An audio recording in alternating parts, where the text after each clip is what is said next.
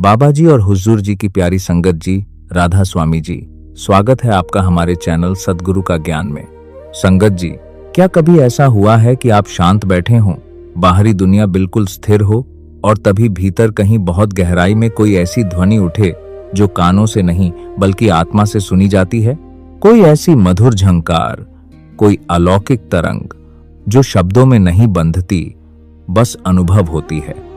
भजन या ध्यान के क्षणों में क्या कभी आपको लगा कि आपके भीतर कोई दिव्य संगीत धीरे धीरे प्रकट हो रहा है? संगत जी, यह कोई मन की कल्पना नहीं है, यह उस दिव्य शब्द की पहली झलक है जिसे संत महापुरुषों ने अनहद नाद कहा है। एक ऐसी अनंत ध्वनि जो बिना किसी टकराव के स्वयं ही गूंजती रहती है। यह नाद बाहर नहीं, हमारे ही भीतर उस सूक्ष्म द्वार से प्रकट होता है जिसे दशम द्वार कहा जाता है, जहां से आत्मा की वास्तविक यात्रा शुरू होती है। संगत जी, यह दशम द्वार कोई शारीरिक स्थान नहीं बल्कि चेतना का एक ऊंचा केंद्र है। जब साधक का ध्यान वहां स्थिर होने लगता है, जब मन की चंचलता शांत होती है और सुमिरन में गहराई आती है, तब ये पांचों दिव्य शब्द अपनी उपस्थिति का अनुभव कराते हैं। ये केवल ध्वनियां नहीं हैं बल्कि जीवंत शक्ति हैं, ऐसी कंपने जो आत्मा को उसके असली घर, उसके मूल स्रोत से जोड़ती हैं। संगत जी, शुरुआत में ये नाद बहुत सूक्ष्म होते हैं, जैसे दूर कहीं घंटी की हल्की सी आवाज या झिंगुर की धीमी झंकार। लेकिन जैसे जैसे साधना में गहराई आती है, वैसे वैसे ये ध्वनियां स्पष्ट और प्रभावशाली होती जाती हैं। हर ध्वनि साधक को एक नए स्तर की ओर ले जाती है, एक नई चेतना के द्वार खोलती है। संगत जी, इस वीडियो में हम इन्हीं रहस्यमयी ध्वनियों की सच्चाई को समझेंगे। वे कौन कौन सी होती हैं, उनका अनुभव कैसा होता है, वे कब और कैसे प्रकट होती हैं और एक सच्चा साधक उन्हें कैसे पहचान सकता है। क्योंकि नाद को केवल सुन लेना ही लक्ष्य नहीं है, बल्कि उसे पहचान कर अपनी सुरत को उसी में जोड़ देना, यही असली भजन, यही सच्ची साधना है। संगत जी, इसलिए इस वीडियो को अंत तक अवश्य देखें। इसमें हम आपको बताएंगे कि अनहद नाद की आवाजें वास्तव में कैसी होती हैं, उन्हें सुनने का सही तरीका क्या है और वे कौन सी आवश्यक बातें हैं जिन्हें अपनाकर आप भी इस दिव्य अनुभव के और निकट पहुंच सकते हैं। और हाँ, अगर आप हमारे चैनल सद्गुरु का ज्ञान पर नए हैं तो जल्दी से सब्सक्राइब कर लीजिए। संगत जी, जब हम इस शोर भरी दुनिया से थोड़ा सा किनारा करके अपनी आंखें बंद कर भीतर की ओर मुड़ते हैं, तो एक बिल्कुल अलग ही संसार हमारे सामने खुलने लगता है। यह ऐसा संसार है जहां न कोई रूप है, न कोई दृश्य, फिर भी सब कुछ स्पष्ट है। जहां न कोई बाहरी आवाज है, फिर भी एक अद्भुत ध्वनि निरंतर गूंज रही है। यह वही सूक्ष्म लोक है जहां आत्मा अपने असली स्वरूप के साथ जुड़ने लगती है और वहां जो अनुभव होता है वह कोई साधारण ध्वनि नहीं बल्कि नाद है, शब्द है, एक ऐसा दिव्य संगीत जिसे केवल आत्मा ही सुन सकती है। संगत जी, बाबा जी फरमाते हैं, यह शब्द बोलने का विषय नहीं, सुनने का अनुभव है। यह कानों से नहीं बल्कि ध्यान की गहराई से सुना जाता है। जब मन की दौड़ रुक जाती है, जब इंद्रियां शांत हो जाती हैं, तब यह ध्वनि अपने आप प्रकट होती है। और यह कोई बाहर से आने वाली आवाज नहीं होती, प्रकट होती है। यह उसी दशम द्वार से उठती है जहां से आत्मा की असली यात्रा आरंभ होती है। संगत जी, 5 शब्द केवल नाम नहीं है, यह आत्मा की 5 ऊंचाइयां हैं, 5 अवस्थाएं हैं। हर अवस्था में एक विशेष नाद सुनाई देता है जो साधक को धीरे धीरे ऊपर उठाता है। ये ध्वनियां अनहद होती हैं, यानी बिना किसी टकराव के उत्पन्न होने वाली, स्वयं में गूंजने वाली। ये उसी परम सत्ता के द्वार की पुकार हैं जो आत्मा को उसकी असली पहचान तक पहुंचाने का मार्ग बनती हैं। संगत जी, अब जरा उन ध्वनियों को महसूस करने की कोशिश करें। ये बाहर की नहीं, भीतर की आवाजें हैं जो तब सुनाई देती हैं जब मन स्थिर होता है और ध्यान गहराई में उतरता है। जब साधक सच्चे मन से सुमिरन और भजन में बैठता है और भीतर की ओर ध्यान टिकाता है, तो सबसे पहले एक बहुत सूक्ष्म सी ध्वनि सुनाई देती है, जैसे किसी झिंगुर की हल्की हल्की झंकार। यह आत्मा के जागने की पहली आहट होती है, एक निमंत्रण कि अब भीतर की यात्रा शुरू हो चुकी है। इसके बाद एक गहरा सन्नाटा आता है, ऐसा मौन जो खाली नहीं बल्कि पूर्ण होता है। यह मौन अपने आप में एक ध्वनि है जिसमें परमात्मा की उपस्थिति छुपी होती है। इस अवस्था में साधक को लगता है जैसे सब कुछ थम गया हो, पर वास्तव में वह दिव्यता के और करीब आ चुका होता है। फिर धीरे धीरे रबाब जैसी मधुर झंकार सुनाई देती है, जैसे किसी ने आत्मा के तार छेड़ दिए हों। यह ध्यान को और गहराई में ले जाती है। उसके बाद घुंघरुओं की खनक, जो इस बात का संकेत है कि आत्मा आनंद में झूमने लगी है, जैसे भीतर कोई नृत्य हो रहा हो। इसके बाद घंटी की स्पष्ट ध्वनि आती है जो ध्यान को एकाग्र करती है, बिल्कुल वैसे ही जैसे मंदिर की घंटी साधना को स्थिर करती है। फिर बांसुरी की मधुर तान जो आत्मा को प्रेम से भर देती है, जैसे कोई दिव्य आकर्षण उसे ऊपर खींच रहा हो। फिर तबले की लयबद्ध थाप सुनाई देती है जो संकेत देती है कि साधक अब नाद संगम के करीब पहुंच रहा है। इसके बाद शंख की गूंज जो भीतर एक जागरण पैदा करती है, चेतना को झकझोर देती है। फिर नरसिंहा की शक्तिशाली ध्वनि जो आत्मा की उन्नति और उसकी दिव्य शक्ति का प्रतीक है। उसके बाद पक्षियों की मधुर चहचहाहट जो एक नई सुबह, नई चेतना का संकेत देती है। और फिर बादलों की गड़गड़ाहट जो गुरु की कृपा की घोषणा जैसी होती है। यह दर्शाती है कि साधक अब बहुत ऊंची अवस्था के करीब है। अंत में झरने की मधुर कलकल जो बहुत शीतल, बहुत सुकून देने वाली होती है। यह संकेत है कि आत्मा अब स्वतंत्र होकर बहने लगी है, वह अपने मूल की ओर लौट रही है। संगत जी, ये अनुभव कोई साधारण बात नहीं है। यह इस बात का प्रमाण है कि आपका ध्यान अब शरीर और मन की सीमाओं को पार कर रहा है। लेकिन यह भी उतना ही सत्य है कि ये अनुभव केवल उसी को होते हैं जो सच्चे मन से साधना करता है, जिसका ध्यान एकाग्र होता है और जिस पर गुरु की कृपा होती है। जैसे संत कबीरदास जी ने कहा है, धुन अंतर की प्यारी, सुनो जी मन के निर्णय। अर्थात यह ध्वनि बाहर नहीं, भीतर के गहरे मौन में ही सुनाई देती है। संगत जी, यह मार्ग किसी कल्पना का नहीं, अनुभव का मार्ग है। जब हम सेवा में लगते हैं, सत्संग में जुड़ते हैं और सच्चे प्रेम से नाम सिमरन करते हैं, तो ये दिव्य ध्वनियां अपने आप प्रकट होने लगती हैं। बस जरूरत है धैर्य की, विश्वास की और सद्गुरु की शरण में पूरी तरह समर्पित हो जाने की। संगत जी, इन दिव्य आवाजों का अनुभव कोई सामान्य बात नहीं है। यह इस बात का स्पष्ट संकेत है कि आपका ध्यान अब सतही नहीं रहा, बल्कि भीतर की गहराइयों को छूने लगा है। इसका अर्थ है कि आप धीरे धीरे शरीर और मन की सीमाओं से ऊपर उठ रहे हैं और आपकी आत्मा उस परम स्रोत के निकट पहुंचने लगी है। बाबा जी भी समझाते हैं, ये नाद कोई कल्पना नहीं है, ये उतने ही वास्तविक हैं जितना यह संसार, पर इन्हें वही सुन पाता है जिसने अपने मन को शांत किया हो, ध्यान को एकाग्र किया हो और गुरु की कृपा को सच्चे दिल से स्वीकार किया हो। संत कबीरदास जी की वाणी भी यही संकेत देती है, धुन अंतर की प्यारी, सुनो जी मन के निर्णय। अर्थात यह ध्वनि बाहर नहीं, बल्कि भीतर के उस गहरे मौन में सुनाई देती है, जहां मन की आवाज भी समाप्त हो जाती है। संगत जी, अंत में समझने वाली बात यह है कि यह कोई कल्पना या भावना नहीं, बल्कि एक गहरा आत्मिक विज्ञान है। एक ऐसा विज्ञान जो अनुभव से जाना जाता है, तर्क से नहीं। यह पूरी तरह गुरु की कृपा, निरंतर अभ्यास और आत्मा की सच्ची प्यास पर निर्भर करता है। आत्मा, जब हम सेवा में लगते हैं, सत्संग से जुड़ते हैं और नाम सिमरन को जीवन का हिस्सा बनाते हैं, तब ये ध्वनियां अपने आप भीतर प्रकट होने लगती हैं। संगत जी, जब साधक बाहरी ध्वनियों, इच्छाओं और विचारों से पूरी तरह उदासीन हो जाता है और निरंतर उस आंतरिक नाद पर ध्यान केंद्रित करता है, तब उसका चित्त उस नाद में ऐसे विलीन हो जाता है जैसे दूध में पानी घुल जाता है। अलग पहचान ही समाप्त हो जाती है और तब वह चिदाकाश में प्रवेश करता है, एक ऐसा सूक्ष्म आकाश जहां केवल शुद्ध चेतना ही विद्यमान होती है।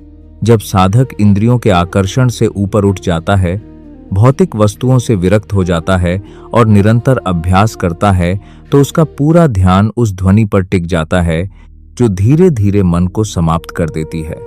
जैसे ही विचारों का अंत होता है, क्रियाएं शांत हो जाती हैं और साधक केवल उस नाद में डूब जाता है, तब उसका चित्त पूरी तरह उसी में लीन हो जाता है। संगत जी, इसे एक उदाहरण से समझिए। जैसे मधुमक्खी केवल शहद के रस में लीन रहती है, उसे फूल की सुगंध या बाहरी आकर्षण की कोई परवाह नहीं होती, वैसे ही साधक जब नाद के आनंद में डूब जाता है तो इंद्रियों के विषय उसे आकर्षित नहीं कर पाते। वह उस दिव्य रस में इतना बंध जाता है कि मन का भटकना अपने आप समाप्त हो जाता है।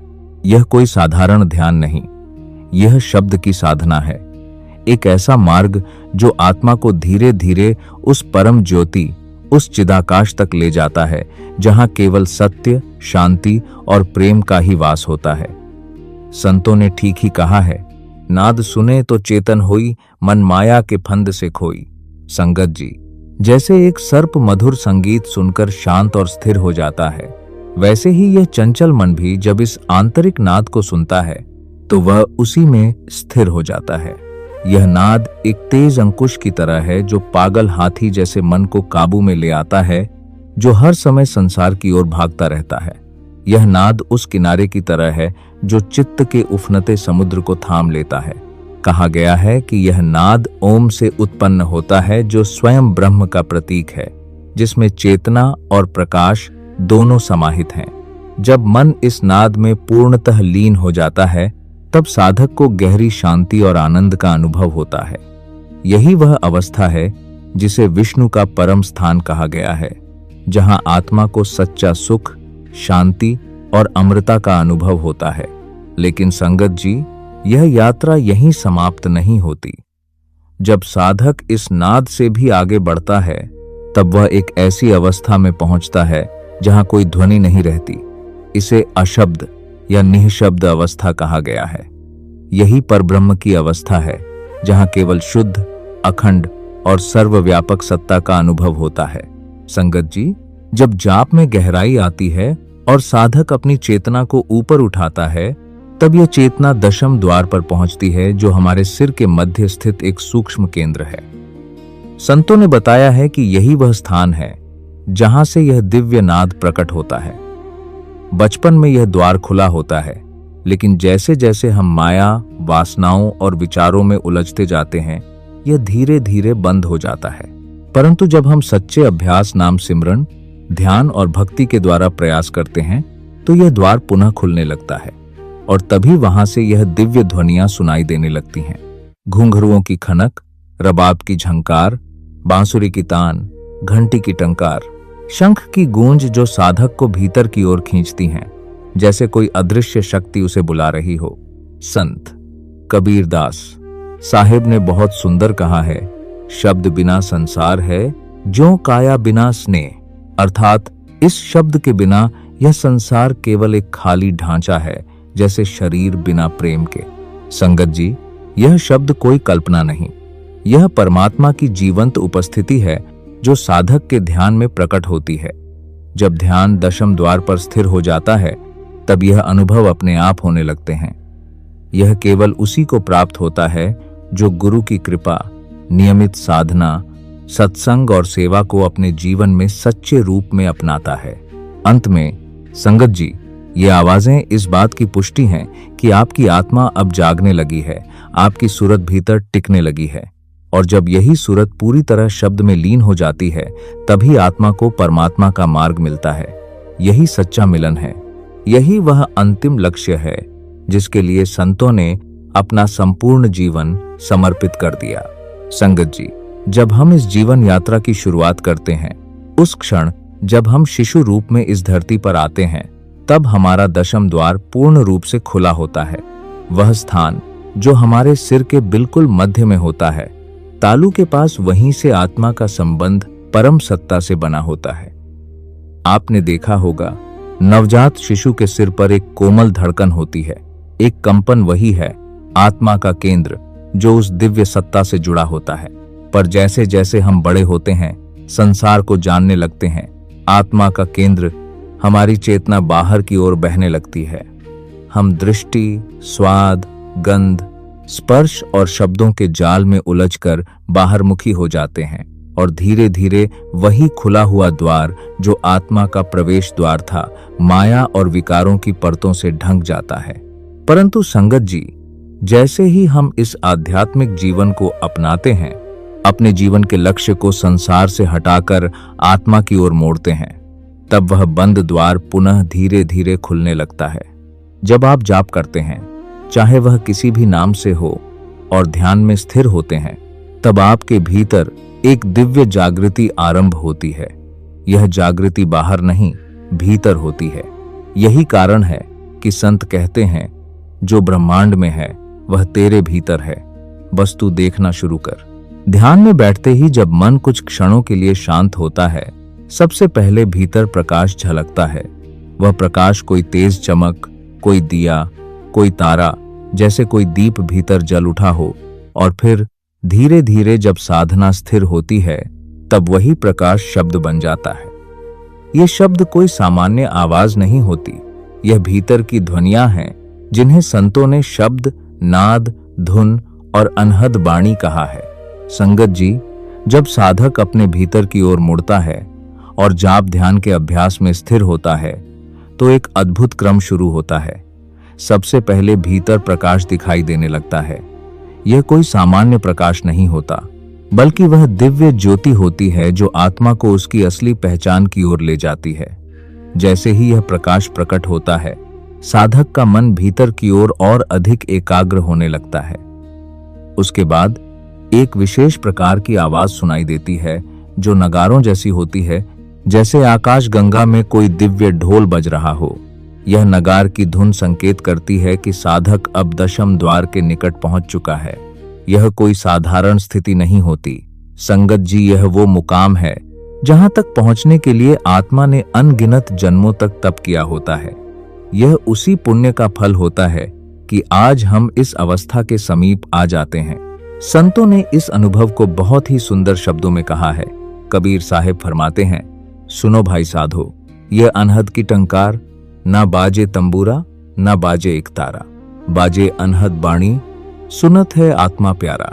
यह अनहद नाद, यह नगार की आवाज, ये हमारे अंदर के परम आह्वान हैं, जो परमात्मा की उपस्थिति का संकेत देते हैं। लेकिन संगत जी, यह सिर्फ सुनने से नहीं आता। इसके लिए भीतर एक विशेष गुण चाहिए, और वह है प्रेम। सिर्फ जाप करना, केवल ध्यान में बैठ जाना काफी नहीं होता। जब तक हृदय में सच्चा प्रेम नहीं जागता, जब तक साधक अपने प्रभु के लिए पूरी श्रद्धा से भरकर न जपे, तब तक यह अनुभव अधूरा रहता है। प्रेम ही वह शक्ति है जो आत्मा को परमात्मा से जोड़ती है। जब भीतर से प्रेम उमड़ता है, जब आंखों में श्रद्धा की नमी होती है, तब जब केवल शब्द नहीं रहता, वह तो परमात्मा को पुकार बन जाता है, और उस पुकार के जवाब में ही नाद सुनाई देता है। गुरु अर्जुन देव जी कहते हैं, प्रेम पगति तिन्ह ही जन पाई, जिन हरि नाम दृढ़ाए।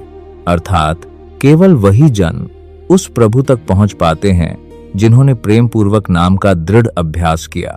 संगत जी, यह प्रेम कोई सांसारिक भावना नहीं, यह आत्मा की वह गहराई है जहां वह अपने मूल से मिलना चाहती है। आप देखें तो हमारे चारों ओर बहुत से लोग हैं। कोई नास्तिक हैं, कोई थोड़ी देर पूजा कर रुक जाते हैं, किसी को रुचि ही नहीं। ऐसा इसलिए है क्योंकि उनकी बारी अभी नहीं आई। किसी की आत्मा अभी यात्रा के उस पड़ाव पर नहीं पहुंची जहां उसे भीतर की ओर जाना है। कई आत्माएं सतयुग, त्रेता, द्वापर और अब कलयुग तक का सफर कर चुकी हैं, फिर भी वे अभी उस अंतिम द्वार पर नहीं पहुंची। ये यात्रा किसी एक जन्म की नहीं है। यह आत्मा के संचित संस्कारों, गुरु कृपा और सच्चे प्रेम से ही पूरी होती है। इसलिए संगत जी, जब आप जाप करें तो सिर्फ होठों से नहीं, हृदय से करें। जब आप ध्यान करें तो सिर्फ आंखें बंद न करें, मन को भी शांत करें। और सबसे जरूरी, जब आप प्रभु को पुकारें तो प्रेम से पुकारें, क्योंकि प्रेम पंथ सबसे ऊंचा, इसमें विरला कोई चाले। कोटिन में कोई संत जन, सहज समरथ निहालय। संगत जी, जब आप सच्चे भाव और गहरे विश्वास से नाम जप करते हैं, चाहे वह राम राम, वाहे गुरु या कोई भी अपने गुरु द्वारा दिया गया पवित्र नाम हो, या जब आप श्वास पर ध्यान करते हैं, तब वास्तव में आप अपने भीतर की यात्रा पर निकलते हैं। यह यात्रा कोई साधारण ध्यान नहीं होती, यह आत्मा की उस दिव्य पुकार का उत्तर होती है जो परमात्मा से मिलन की इच्छा लिए भीतर उतरती है। लेकिन संगत जी, केवल जाप या ध्यान करना पर्याप्त नहीं, उसे सही स्थान तक पहुंचाना भी जरूरी है, और वह स्थान है सहस्त्रार चक्र, जिसे दशम द्वार या क्राउन चक्र भी कहा जाता है। हमारे सिर के ठीक ऊपर तालू के मध्य भाग में स्थित। जितनी जल्दी साधक अपने ध्यान को इस बिंदु पर एकाग्र कर लेता है, उतनी ही जल्दी वह नाद की पहली झलक पाने लगता है। शुरुआत में यह आवाज बहुत सूक्ष्म होती है, जैसे किसी शांत कमरे में घड़ी की टिक-टिक। दिन के शोरगुल में हम उसे नहीं सुन पाते, लेकिन जैसे ही हम कमरे के दरवाजे, खिड़कियां बंद करके एकांत में बैठते हैं, रात के सन्नाटे में वही टिक टिक की ध्वनि स्पष्ट सुनाई देने लगती है। यही सिद्धांत आत्मा पर भी लागू होता है। जब आप संसार के सारे द्वार, आंखों के आकर्षण, कानों की चंचलता, वाणी की बकवास और बाकी इंद्रियों की उलझनों को बंद कर देते हैं, जब आप भीतर के सन्नाटे में प्रवेश करते हैं, तभी आपको अनहद नाद की वह दिव्य ध्वनि सुनाई देने लगती है। संत कबीर जी इस बात को बहुत गहराई से समझाते हैं। 9 द्वारे पर ताला दे, राखे सुरती लगाए, एक द्वारे से सतगुरु मिले, ताको नाम सुनाए। इसका अर्थ है, जब आप अपने शरीर के 9 द्वारों को बंद कर देते हैं, आंख, कान, नाक, जीभ, त्वचा, गुदा, मूत्र आदि, और अपनी सुरती ध्यान को एकमात्र दशम द्वार पर केंद्रित करते हैं, तभी सद्गुरु की कृपा से वह दिव्य नाद सुनाई देता है जो आत्मा को उसकी असली पहचान तक पहुंचा देता है। संगत जी, यह बात याद रखिए, यह कोई एक दिन का अभ्यास नहीं है। जैसे धीरे धीरे आंखें अंधेरे में देखने लगती हैं, वैसे ही धीरे धीरे ध्यान भी उस सूक्ष्म आवाज को पकड़ने लगता है। कभी वह घंटी के स्वर में होती है, कभी वीणा, कभी मुरली, कभी शंख, और अंततः अनहद नाद में बदल जाती है, जो बिना किसी वाद्य के बजती है, सिर्फ आत्मा के कानों को सुनाई देती है। इसलिए आप अपने अभ्यास को बंद मत कीजिए। श्रद्धा, प्रेम और निरंतर अभ्यास से धीरे धीरे आप उस अवस्था में पहुंचेंगे जहां अनहद नाद आपके भीतर गूंजने लगेगा। सुन अनहद की टंकार प्यारे, मन भीतर उठे पुकार प्यारे। सतगुरु दिया जो नाम अमोला, सो ही है निज घर का बोला। संगत जी, बाबा जी अक्सर समझाते हैं कि ध्यान कोई क्रिया नहीं, बल्कि एक अवस्था है। यह तब घटती है जब साधक का प्रेम, समर्पण और भीतर की ओर लगाया गया श्रम इतना गहरा हो जाता है कि वह स्वतः ही उस मौन, उस शब्द, उस परम सत्य में प्रवेश कर जाता है। इस अवस्था तक पहुंचना कोई कल्पना नहीं, बल्कि एक वास्तविक अनुभव है, एक आंतरिक यात्रा जो निरंतर अभ्यास, प्रेम, श्रद्धा और गुरु कृपा से संभव होती है। जब साधक सतगुरु द्वारा दिए गए नाम का प्रेम पूर्वक सिमरन करता है, तो उसकी सूरत धीरे धीरे बाहर से हटकर भीतर की ओर केंद्रित होने लगती है। सेवा से अहंकार गलता है और विनम्रता आती है, जिससे ध्यान के लिए भूमि तैयार होती है। सत्संग आत्मा में जागृति लाता है और साधक को स्मरण कराता है कि उसका अंतिम लक्ष्य आत्मा की वापसी और परमात्मा से मिलन है। जब श्रद्धा से मन का संकोच हटता है और प्रेम से आत्मा उड़ने लगती है, तब ध्यान की स्थिति गहराने लगती है। संयम और नियमित अभ्यास इस पथ पर चलने की मजबूती देते हैं। इस अवस्था में मन शांत होने लगता है, विचारों की हलचल थमती है और भीतर सूक्ष्म प्रकाश की झलक मिलने लगती है। यह उस दिव्य ज्योति का अनुभव है जो आत्मा को अपने मूल स्रोत की याद दिलाता है। साथ ही झींगुर की आवाज, सन्नाटा, बांसुरी या रबाब जैसी नाद की ध्वनियां सुनाई देने लगती हैं। ये सब आत्मा को ऊपर खींचने वाले संकेत होते हैं। ऐसा लगता है जैसे शरीर का बोझ खत्म हो गया हो और आत्मा किसी अदृश्य शक्ति द्वारा ऊपर की ओर आकर्षित हो रही हो। संत तुलसी साहिब कहते हैं, सुनो रे सखा, शब्द की बानी, घट ही में है ज्योति सुहानी। ध्यान धरो और मन को बांधो, तभी शब्द की चाल तुम जानो। अर्थात जब मन एकाग्र होता है तभी भीतर की धुन स्पष्ट सुनाई देती है और आत्मा उस दिव्यता को पहचानने लगती है। यह ध्यान की अवस्था केवल अनुभव नहीं बल्कि आत्मा की दिशा का बदलना है, माया से ऊपर उठकर सच्चिदानंद की ओर जाना। बाबा जी कहते हैं, जब तक ध्यानिया अवस्था नहीं आती तब तक साधक दिशा में नहीं, सिर्फ कोशिश में होता है। इसलिए संगत जी, यह ध्यान की अवस्था आपके भीतर ही संभव है, कोई दूर की बात नहीं। बस जरूरत है सच्चे प्रेम, सच्ची विनम्रता, लगातार अभ्यास और पूरी श्रद्धा की। जब हम ये गुण अपनाते हैं तो धीरे धीरे वही अवस्था हमारी हो जाती है और शब्द ही हमें अपने परम घर की ओर ले जाने लगता है। संगत जी, यह मार्ग धैर्य, विश्वास और निरंतर अभ्यास का मार्ग है। इसमें न तो जल्दबाजी का कोई स्थान है और न ही केवल जिज्ञासा से कुछ प्राप्त होता है, बल्कि सच्ची प्रगति तभी होती है जब साधक प्रेम, समर्पण और दृढ़ निष्ठा के साथ इस राह पर चलता है। जब हम बिना किसी अपेक्षा के पूरे विश्वास के साथ भजन, सुमिरन और साधना करते हैं तो धीरे धीरे भीतर परिवर्तन आने लगता है और वही परिवर्तन हमें हमारे असली लक्ष्य की ओर ले जाता है। संगत जी, यदि आपको यह ज्ञान उपयोगी और प्रेरणादायक लगा हो तो कृपया इसे अन्य साधकों और संगत के साथ अवश्य साझा करें ताकि और भी लोग इस दिव्य रहस्य को समझ सकें और अपनी अंतर यात्रा में आगे बढ़ने का मार्ग पा सकें। साथ ही ऐसे ही गहरे आध्यात्मिक सत्संग, भजन, सिमरन की विधि और संतमत से जुड़े रहस्यों को सुनने के लिए हमारे चैनल सद्गुरु का ज्ञान को जरूर सब्सक्राइब करें।